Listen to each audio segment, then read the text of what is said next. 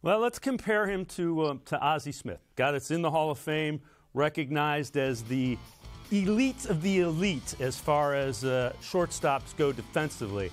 Omar checks every box ahead of Ozzie Smith, with the exceptions of Gold Glove, where he's down 2, and All-Star appearances. Now, the point I'm going to make about the All-Star appearances, Doug, is Omar Vizquel's career spanned Ripken, Jeter, and A-Rod. Those are 3 of the top 20 all-time in the history of baseball as far as all-star appearances. So it was a little tougher for Omar to make an all-star team than it was Ozzie Smith.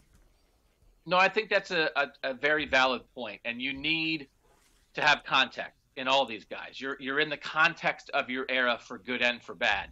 I do like to think of it like this. I think that the Hall of Fame, when you have a plaque in the Hall of Fame, your plaque there should help tell the story of baseball. And numbers matter, of course. But if you walk up to a guy's plaque, say you're there with your kids someday, and you walk up to a guy's plaque and your kid says, "Hey, what was this guy like as a player?" And if you're like, he was the 5th best guy. If you can't tell a story in 10 seconds of that guy's greatness, I'm not sure he should be there, no matter what his numbers say. So, for instance, Ozzie Smith. I grew up, I'm an old man, watching the Baseball Bunch on the weekend. Ozzie Smith was on the Baseball Bunch doing backflips. He was certainly part of the fabric of baseball in that era. Ozzie Smith should absolutely be in. Omar Vizquel, Cleveland fans can certainly tell those stories about Omar. But I do think a baseball fan of that era, if you said, "Tell me about Omar Vizquel," when you got to his plaque, somebody would say, "Man, that guy played shortstop like nobody I ever saw."